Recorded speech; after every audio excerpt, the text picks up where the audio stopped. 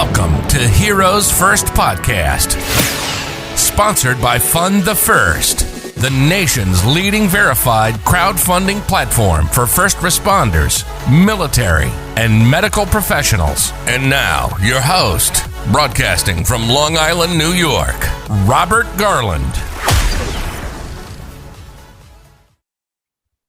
Hi, everyone, and thank you for joining this episode of Heroes First Podcast. Each show, you will hear from a new guest that portrays excellence in the first responder, military, or medical professional field. If you're an active or retired member of the service, or even a family member or a friend, then this show is for you. Our podcast is also proud partners with the Everyday Heroes Podcast Network and the Law Enforcement Today Podcast Network. I would like to present to you our guest for episode 34 of this podcast series, Richard Mack. Hey, Rich, how are you? Hey, how's it going? Great. Pleasure to have you on. I know I canceled on you about, 6 times? Maybe 5 or 6 or 7, but who's counting? Who's counting, right? Who's counting? You know, I always love to remember how I meet people. And I know you had brought up that we had a similar acquaintance, Kevin Darcy, Yes. that we both knew. But I don't know if you remember this. When I first got to Midtown South, this is a little over 13 years ago, you were there. Sorry, I do not remember. Yeah, you don't remember. Keep in mind, let's see, when I was a sergeant Midtown South, we've had anywhere from, 60 to, I think the first group was 150 rookies. So to try and remember the names, I know that I've trained roughly in the area of about 500 officers over the years. That's incredible. Wow. It's an incredible experience, especially guys that are coming right out of the academy into something new in Midtown. Yeah, and listen, the best time I had, the most fun I had was in Midtown South, and I will say that some of the most fulfilling time I had was being a sergeant to new officers. It really was enjoyable to play a few games with them, but also I took great pride in being an impact sergeant. Really did. So where'd you start your career? I started off in East New York, Brooklyn in 1995. And we get in the academy what's called the dream sheet. I don't know if you still have that, but basically the way the dream sheet works is if it's a rough neighborhood, you'll get it. And if it's a nice neighborhood, you're dreaming, hence the dream sheet. And I picked 75th Precinct. That was my first choice. And it was crazy when I got there. Crime in 95 was pretty nuts. And in East New York, it was definitely a lot. But you learned how to be a cop there, that's for sure, at that time. Well, actually, that's why I wanted to go there. Because I figured I could go there, I could learn how to be a police officer, and then I could say, hey, I learned some of the craziest things and the best things from some of the best cops in the city. So after the 7-5, where'd you move on to? Well, I worked down at Ground Zero for 6 months, and then I got promoted and I went to the 9th Precinct. Okay. You sent me a bunch of pictures from Ground Zero. I'll share them right now. It's really incredible to see some of these pictures from what happened on 9/11. It's so upsetting. But again, thank you for being down there and helping out during that time. I was in high school. I drove past it in Jones Beach. We saw the towers on fire. It was horrible. But for you to be down there is definitely some type of experience. And, with everything that you do now, especially with Papa, I'm sure it gives you a lot of insight and able to help other officers that are going through traumatic experiences. But I'm going to share the screen really quick. I want whoever's watching to see these photos. So here we go. Here's a photo of you down at 9/11. So tell me about this picture. I remember being pretty upset that the guy took the picture because, it was still new and I was felt like, this isn't a place to come down and take photos. Mhm. Looking back now, it's such an important picture to me because it's like a piece of history. No, it really is. But it was a sensitive time at the time. I still smell it looking at that picture. Wow. So you have what, Very 6 years? interesting. 6 years on the job in this picture? Roughly, yeah. So it was 95, 2001. Yeah. So we got more. Here's another picture. Which building is this? That was the Deutsche Bank building. And basically, that was on the south side of the South Tower. And that's a piece of the Trade Center actually went into the Deutsche Bank building and ripped it all the way down, as you can see. Um, I remember actually there was a fire chief car, and we couldn't even get into it to see if someone was inside it because there was like a steel beam, like half the size of the car. So, like, if somebody was inside it or not, we couldn't even tell because it was just crushed with this beam that said like some of the beams actually would say the weight on them. Like I think it said like 20 tons or something like that. Oh Just my God. you just like if there was someone there, they were dead. You couldn't even get to them if you wanted to. You'd need like a heavy crane or something. And Wow. that building is also where uh, I think because that building came down like a year or two later, a couple of years after. It was like because the problem was they didn't want to take the Deutsche Bank building down because it was heavy asbestos, and so that was of the original buildings to come down. I think the Deutsche Bank building was the last building to come down, and I think it was in like 2007. That's how long this building stayed up, Oh if I wow. recall. 2006 maybe, somewhere around there. And because they were slowly there was like a lawsuit of like how to take it down with all the asbestos. Mhm. And I think two firemen passed away in a fire in that building because it didn't have water to put out the fires. Oh my Like goodness. years later it was still standing for a long time. It's horrible. Yeah. Horrible. So we have this. We got Papa. So were you involved in Papa then? I was involved in Papa a year before 9/11. Wow. So you've And been in Papa back for a long then, time. yes, back then it was called Matt, Members Assistance Program. And then when it went nonprofit, we changed the name to Papa. And these jackets, we didn't even have jackets. Somebody, one of the teams, we had different teams come out from across the country.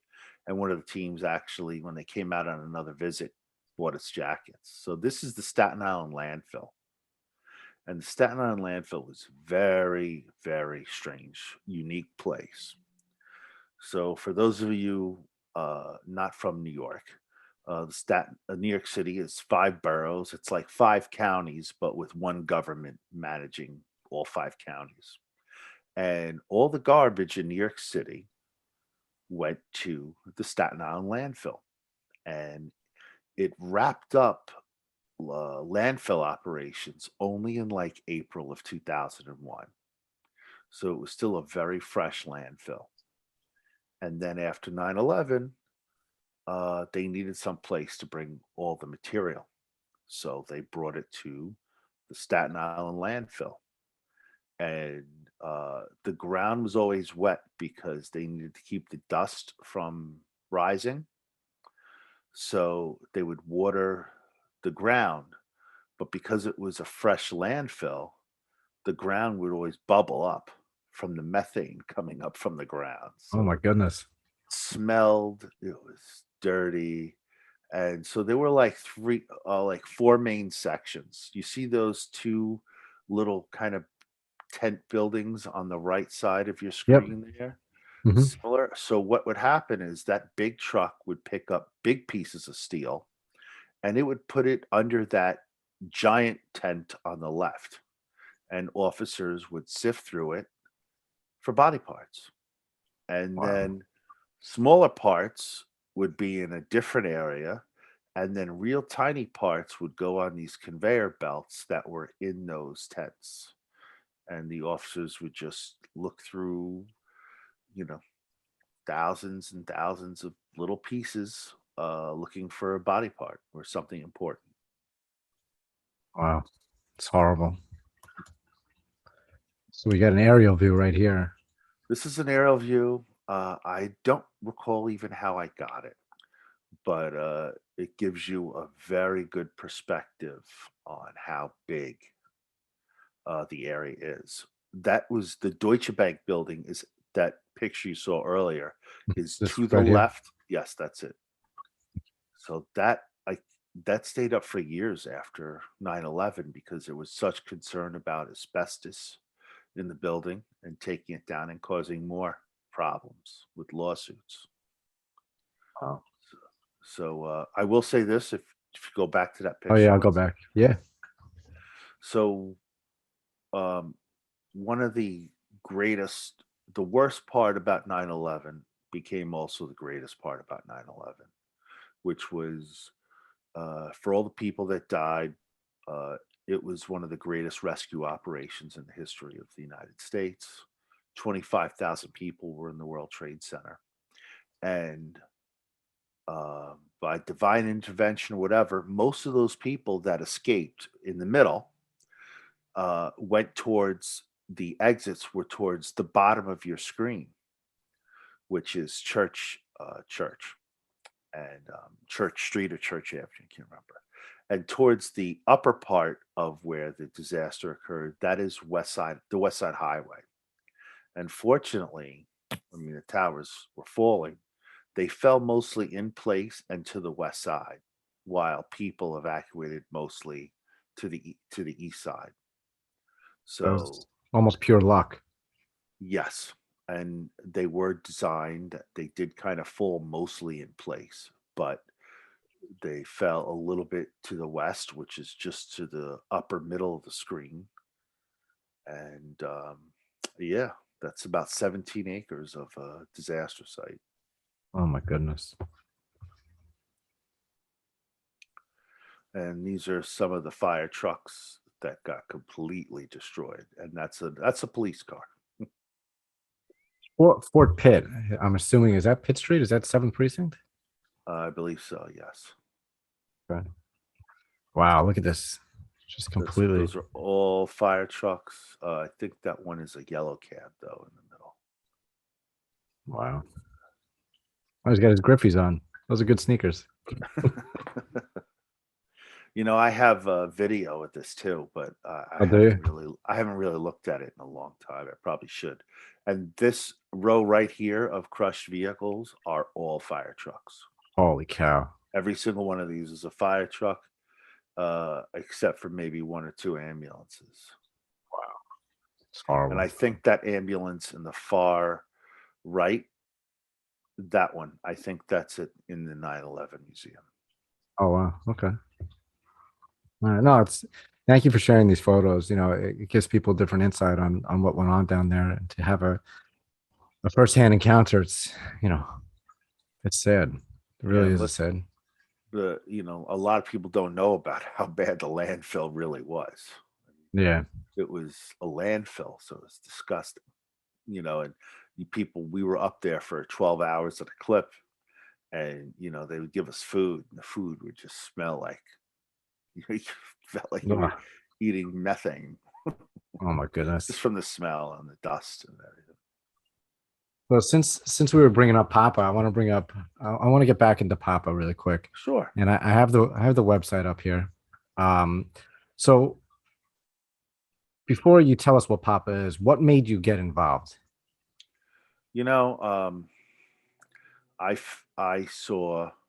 Um, I had friends who were involved in a few things, and I really felt like they didn't have a way to kind of reach out for help. A lot of people are obviously afraid of reaching out to the police department because issues, worried about losing their gun and shield. Someone once said, taking a gun away from a cop is like taking a wrench away from a mechanic. And that can kind of compound the already issues that an officer is facing. So I said, I wanted to step up and I wanted to help. And it seemed like a good program. So I joined in, I think, either 99 or 2000. And Papa was created because in 94 and 95, 24 police officers committed suicide in a 2-year span. That's 24 from the NYPD alone. Wow. And the unions got together with the city. And originally, um, psych services, half of that money was paid for by the unions and half was paid by the police department. And then what happened was there became a discussion of, well, who is the services helping? And at that time, the service said, well, our primary goal is to serve both.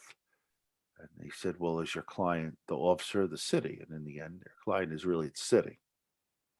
So because of that, the unions pulled out of that. One of the things they did, a man by the name of Bill Janae, who was the director of PAPA, and he was citywide trustee. And he created the PAPA program in 1995. Wow. So how many officers? Well, I mean, you're involved so deeply with it. How many officers actually call for help on an average basis per week, maybe? I don't have the stats on that, but they average probably about uh, a call a day or a call every 2 days. And you I would mean, think, that's a lot of calls when you yeah, start adding it up, per year. yeah. I just I wish more officers would reach out for help, don't you?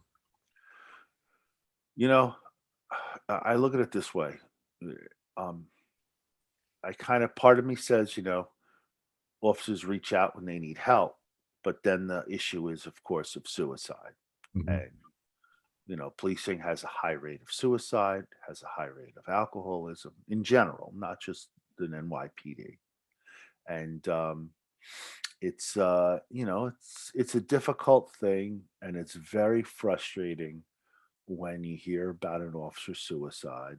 I had one a couple of weeks ago, um, and in that case, then you realize, gee, I really wish they called. And it's not even an ego thing. I don't say, oh, I wish they called Papa.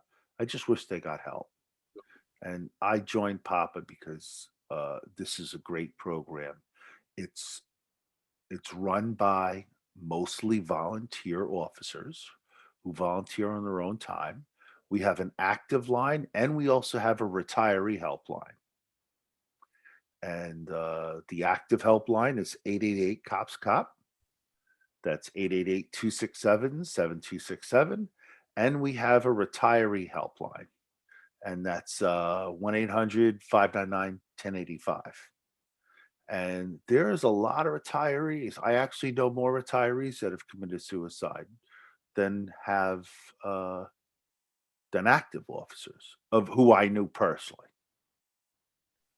And it's really, we also have, as you can see with the programs, we have a retiree program, a separate one. We have a military like introduction thing that we do, um, and we've done some support groups. And new thing that we're doing now is the safer, which is the safer program is dealing with uh, assisting first responders for like suicide prevention.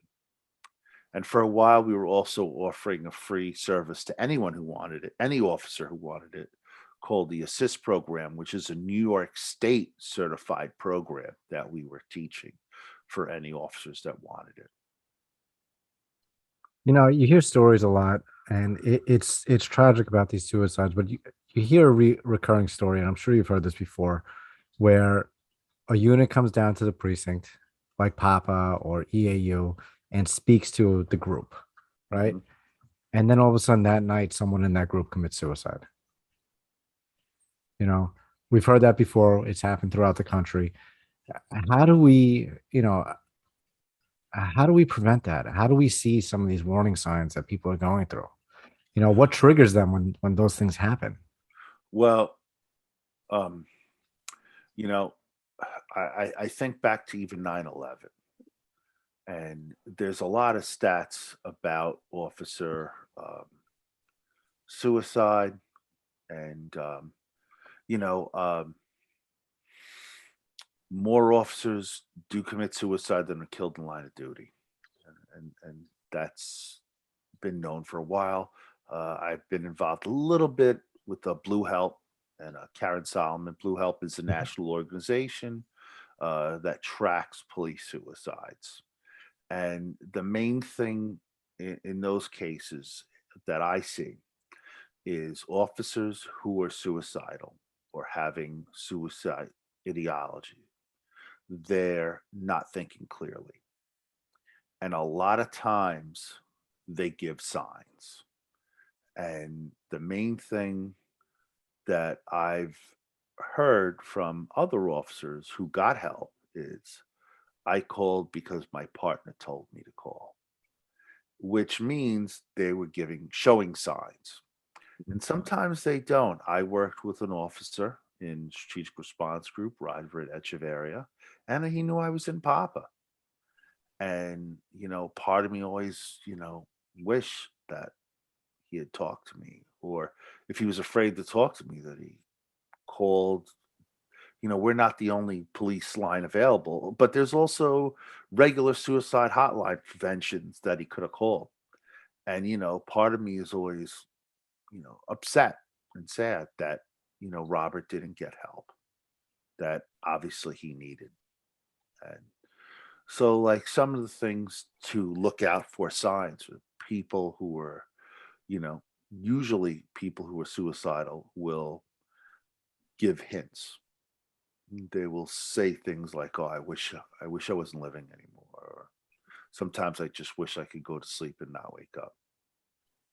And we have an obligation to protect each other, take care of each other. And if we think someone needs help, make them make a call. Say, call Papa. I don't want to call Papa. All right, call suicide hotline prevention and sit with them. Make them make the call. Don't call for them. Make them make that call because it also empowers them a little bit to show they can get help, but they have to want it too, and which is sometimes difficult to show people that they want help. No, of course. Well, thank you for doing everything that you do with it. I mean, do you offer other types of support services as well besides just suicide prevention? Absolutely.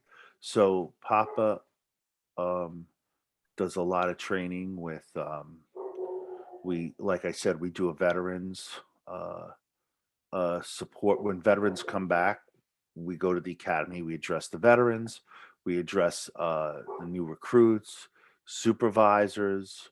uh, like I said, we have a separate retiree helpline which really doesn't get enough of the acknowledgement of what happens to retirees as it should, because I really think that retiree suicides is a much bigger problem than gets acknowledged. And even though I'm now a retiree, I'm still doing the active hotline. But we have officers that we've trained in Florida, where there's a large population of retirees. I think a couple from Arizona, and once in a while, if a retiree calls, we get help to them wherever it is. And like I said, we just completed the New York State Assist program, which we were helping other officers. And we also get officers help not just for alcohol. I mean, not just for suicide. The majority of people that call for relationship issues.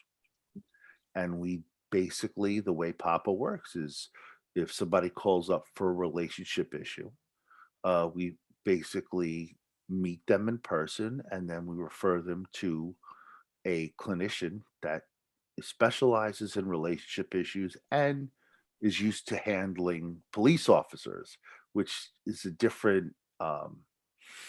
It's a little bit different, than your average client. Like we train all the clinicians that Papa deals with, so they have a little bit better understanding of what police culture is like and how to better deal with officers. So relationships is actually the number one common issue that people call for. Then after that, it's usually alcohol.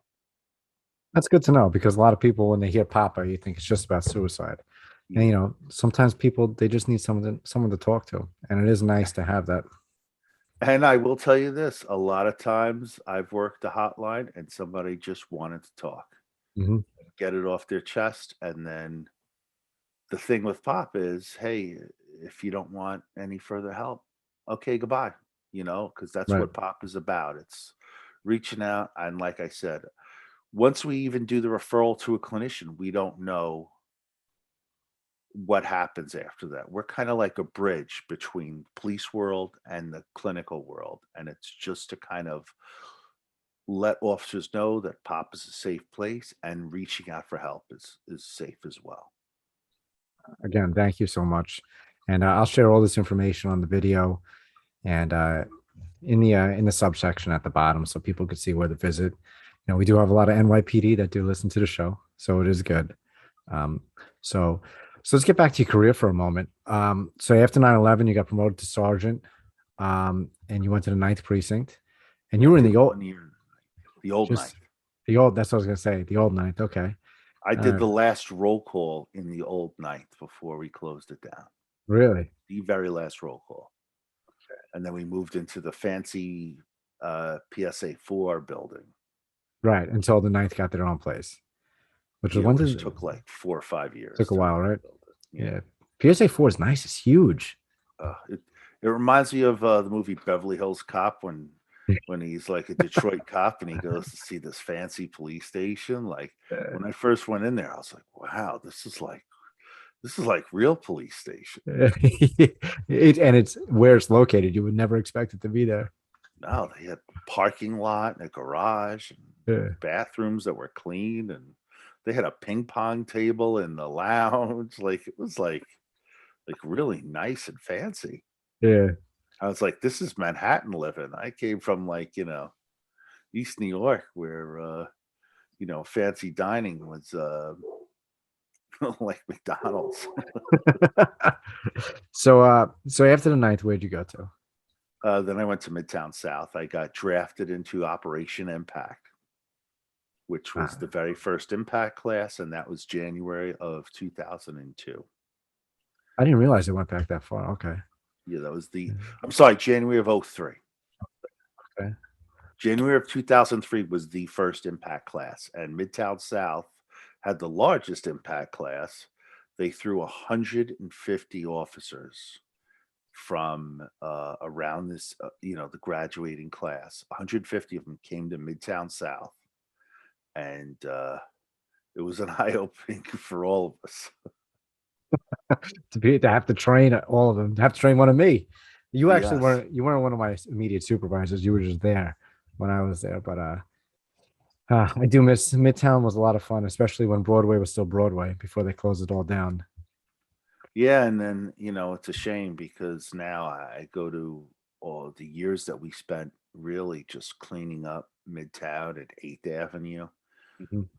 It's a mess again, and Yeah. a lot of officers have kind of either been told or through what's going on in the world right now, it's kind of more of a hands-off Hmm. type of thing. And you know uh, Times Square, it's not a welcoming place for tourists like it was, Yeah. especially 8th Avenue. I remember on 8th Avenue, so many stories, but I think it was like one of my first nights out there. I think I had like 3 days out of the academy, and I'm on 42nd and 8th, and this guy just looks at me. He goes, "What are you going to do, rookie? What are you going to do? You going to do something? I got drugs. I got weapons. What are you going to do?" And I just froze. I'm like, "What the hell? What do I do? I don't know what I do."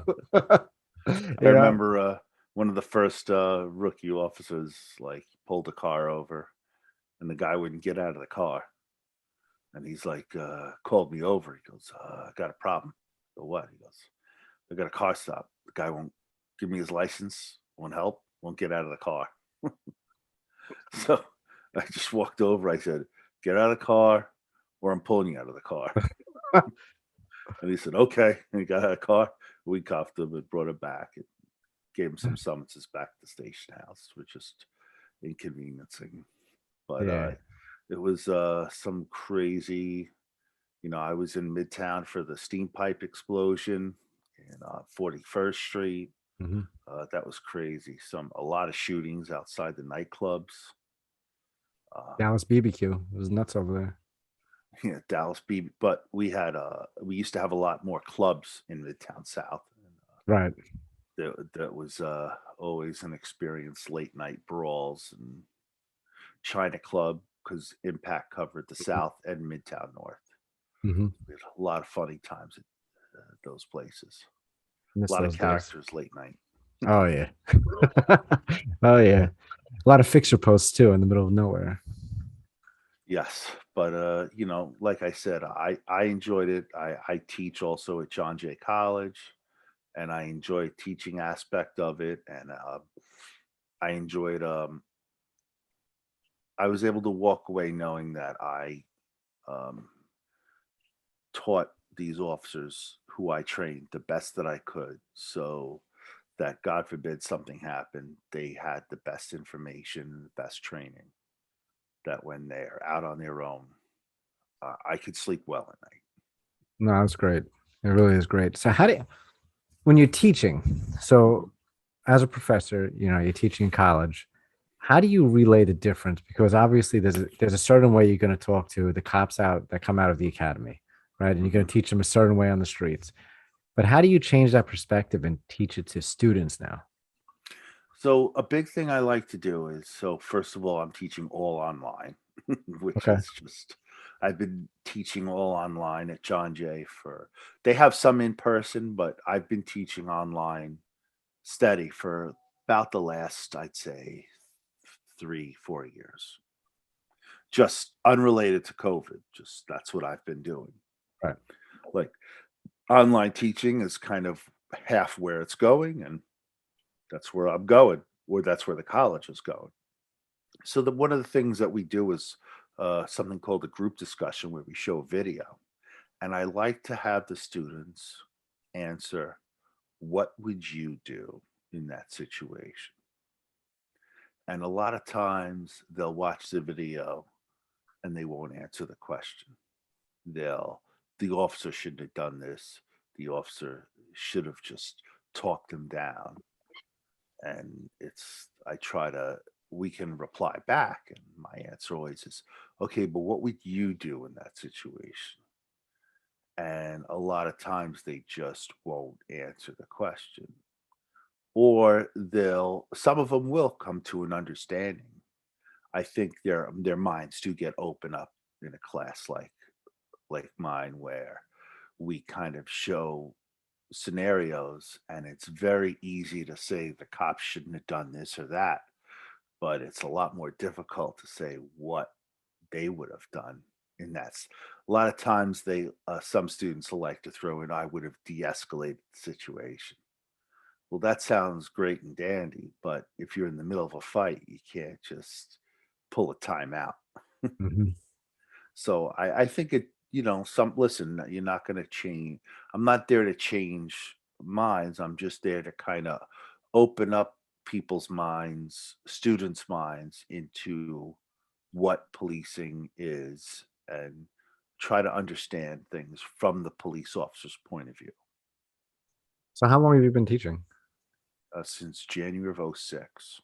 Oh, so you have a whole different perspective on what you were able to teach back then as opposed to what you're teaching now. Yeah, I think I've always tried to kind of teach the same The though. same?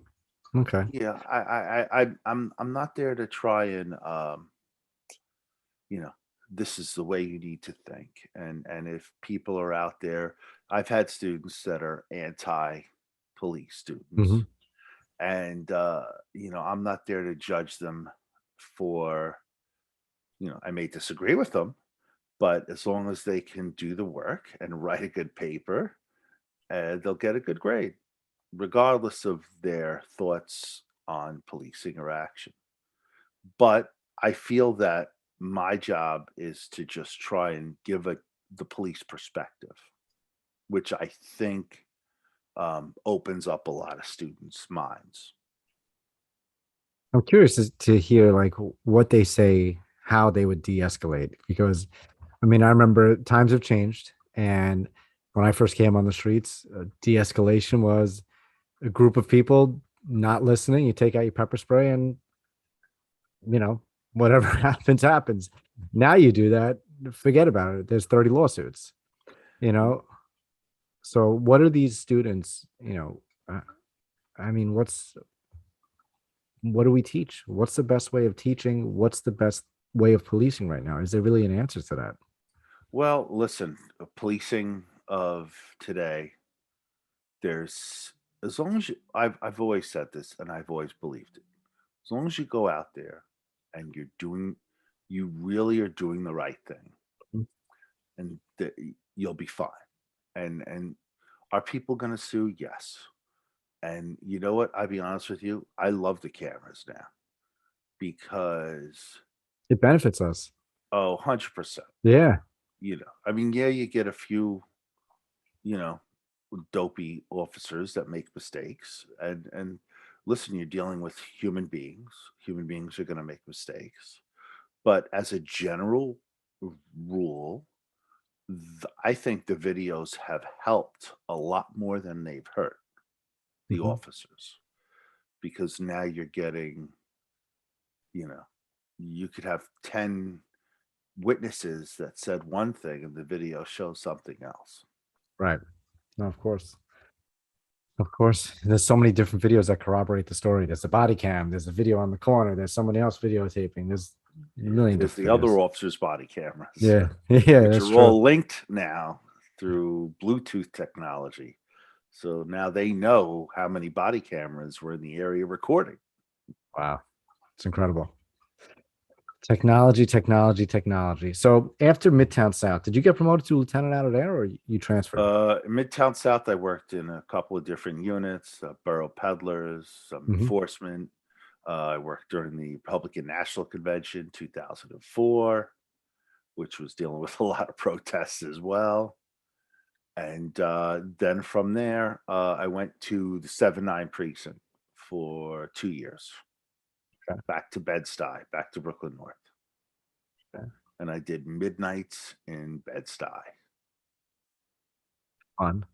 which, listen, it was, it was nice to switch it up. And, Bed-Stuy, the cops there were really good and very, very, a lot more experience. And Mhm. not to knock the officers from Midtown South, but they're not dealing with the type of crime that's going on in Bed-Stuy. Mhm. I mean, you're getting a shooting almost every night when we were there. Right. It was a lot more guns, a lot more violence. And then I was there for 2 years, and then I got promoted. And that was during the beginning of the summons scandal in the Bronx. And all I said was, well, I don't know where the summons scandal started, but all I know is I hope I don't end up there. And they were sending officers not from the Bronx to the Bronx because of the summons scandal. They Right. wanted, I guess, an influx of unrelated officers and supervisors to go there. So where did I end up?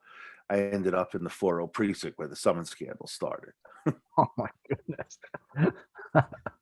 And it was, a very, the 40 precinct, like there's a lot, it was a very changing community. They had like the southern part, the very far southern part on Bruckner Boulevard was being taken over by yuppies from Manhattan.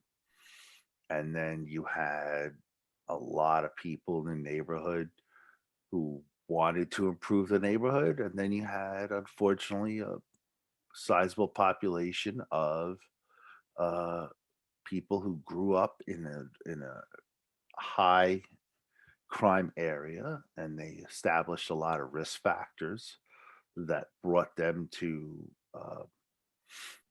kind of unfortunately repeat the cycle of violence and criminality that has continued a little bit in the 4-0, but not at the levels that it was going on back. I've heard it's dramatically, the crime, the quantity of crime is not what it was 5, 10 years ago. Right. That it has gone down a lot. but there was always something going on in the 40. The Bronx. So, and then from there you went right into SRG. Right there from I was in there for 4 years, and then felt it was time for a change, and response group was created, and I got in there from the beginning, and it was really a great career move for me. No, definitely. And you retired out of there, which is great. Yes, I did. Congratulations on your Thank you. retirement. Yeah, I retired August 31st. Congratulations. Nice long career. But I'm going to bring up one article right before your retirement, something that came out. Let's I know you can't elaborate on it too much, but it was high profile. You were in the news about it, and thank you for doing what you did out there. But let's show right here. So here you are, nice eye patch on. Thank God you're okay now. Mm-hmm. So what you can say about this incident, this was during the peak of the protests, right? Which was during last Yes. year. So this happened in July 17th, I believe. And keep in mind, I've been dealing with the protests, especially, like I said, really started dealing with protests when I was in Midtown South. Mhm. And then it kind of started to peak in the Republican National Convention, where we really got some of the training. And then in the strategic response group, there was lots of training that we got. And the amount of training I got in SRG, all I could say is I wish I got that training 25 years earlier, because some of the training and all kinds of training, not just protest type training, was really top notch stuff. And I was very impressed with everything from, and not just disorder control, as I said, we had great tactics. And, tactics isn't just about shooting and staying safe. It is also about de-escalation type techniques. And we had hazmat training and heavy weapons, but and really learning how to work as a cohesive unit. And the professionalism of the men and women of SRG really was a very impressive time. And the level of training, like I said, was, as someone who not just 26 years in law enforcement, but someone who trained law enforcement officers, and someone who been teaching at John Jay College, I couldn't have been happier with the training that I had. So, as far as dealing with the protesters, it really, like a lot of people think like the police don't hate the protesters. Listen, it was just business. It's like that's what we dealt with, and we were all professional. And I dealt with protesters every day. Sometimes I disagree with them, but other times I agreed with what the protesters had to say. But Mhm. it just became a matter of, listen, whether I agree with you or don't agree with you, protest on the sidewalk. You can't block the streets. You can't cause damage. Just stay on the sidewalks and scream and yell and have fun all day if you want. And unfortunately, sometimes, most of the time, the protests were fine, but sometimes they got out of control. And even a lot more times, the protesters wanted to get arrested. They would tell us they were going to get arrested. They would tell how many of them were going to get arrested. It was more a theatrics game for certain professional protesters. Right, right, right. And like I said, I've been dealing with that for a long time. So with the riots, listen, I had no idea. I'm not gonna say I had no idea it was going to get that bad. I worked during COVID, and people were very well behaved in the beginning of COVID. I mean, there were not a lot of 911 calls. There was not a lot of crime. COVID, we were all out there. We couldn't Zoom our jobs. We had to go out there and be out there. And a lot of officers got sick. And over 60 something died from COVID. I worked with Cedric Dixon, who was a detective, but I worked with him when he was police officer in the 40th precinct. I think he's the first police officer in the nation to die of COVID. And we paid for a lot of guys paid for it with their health and lives. I got sick from COVID as well from other guys at work because we had to go in. And it was quiet, and it just felt like it really did feel like a calm before the storm. Like people are souped up in their houses, they can't go out, they're stuck at home with loved ones. There's fear, there's concern, there's anxiety. Will they get sick? Will they have a job? And it lasted for a little while, and it really felt like, something was going to give. And unfortunately, with George Floyd, it gave. And then it just went crazy. And I mean, the first couple of, I wasn't there for the very first day of the George Floyd thing. I just happened to be off that day. But I was there every day after that, and it was just a mess. Mhm. And the looting in Manhattan, I think we definitely had some failures as far as how did we not see that thousands of people were going to be going into Manhattan and looting. And it was chaos, especially the first couple of days, like the beginning of January was like nuts. And it kept going on. That was the main thing. And then of course we had the occupied city hall protesters, and it just felt like it went on forever, Mhm. and a lot of times we were you just exhausted. I mean, I remember the January 2nd, I ran out of where they were really looting in Midtown. We ran out of handcuffs and officers to make arrests. Like I remember at one point, it was like 5 o'clock in the morning. Everyone had made arrests.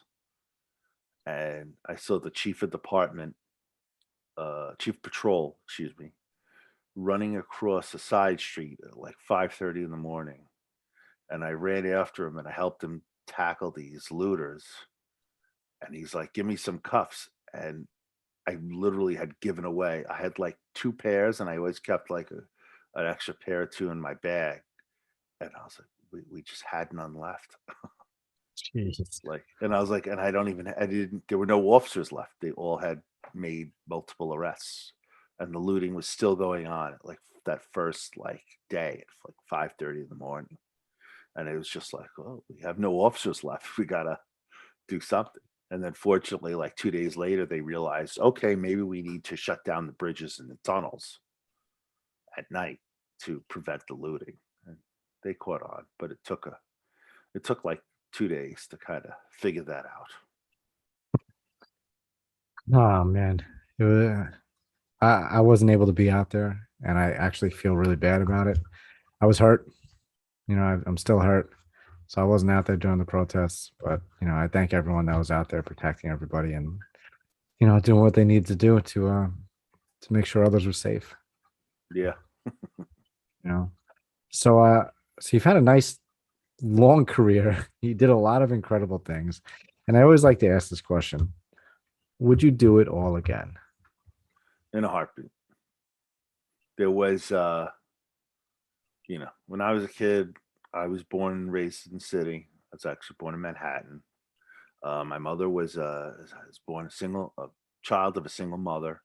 She worked for the original phone company, AT&T, 40 years.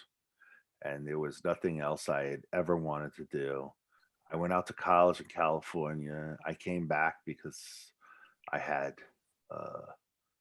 I saw myself doing nothing else but joining the NYPD. Wow. And yeah, there was some crazy times. Yeah, I got hurt and everything else. But would I do it all again tomorrow? Absolutely. Wow. And so a hero. You've been to you were at 9/11. You know, you are highly involved in Papa. You were involved in all these protests. I want to know, what does a hero mean to you? You know, it's the ordinary guy that steps up and does extraordinary things. And I worked with a lot of amazing heroes over the years. Some paid for it with their lives, and some are still out there, you know. And I all I could say is that the officers that I've worked with over the years, some of them have been amazing.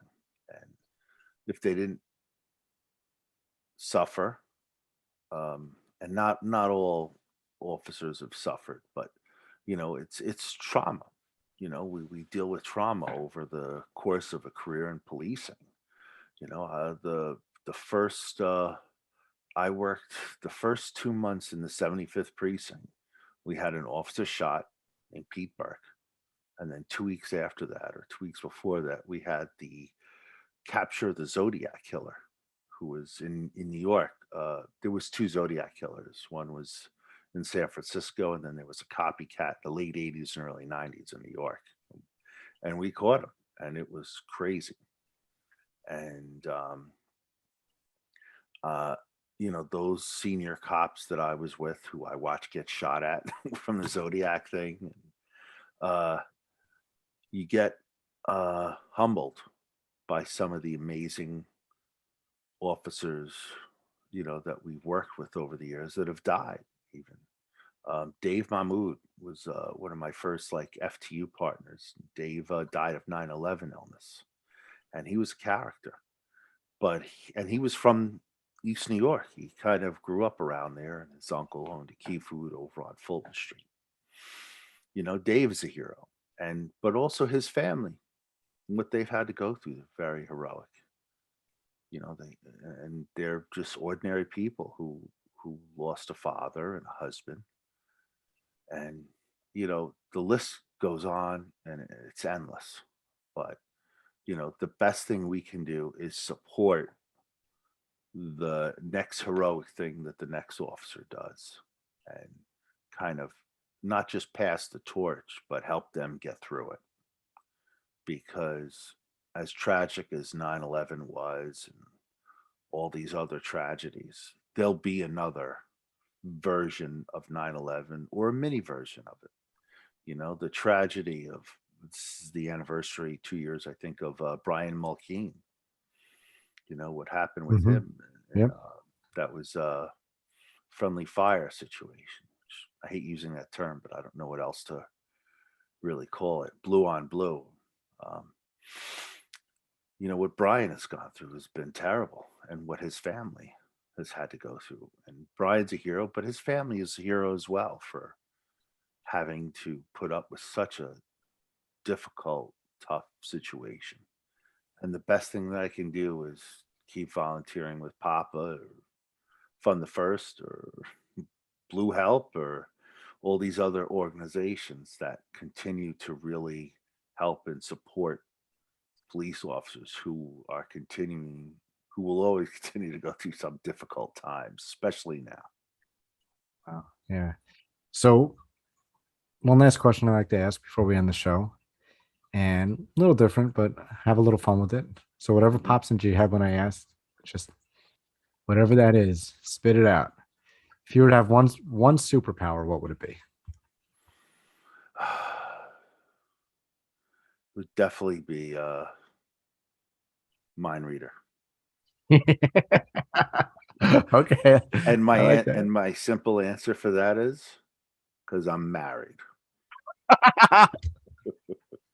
Oh, what a way to end the show. Perfect.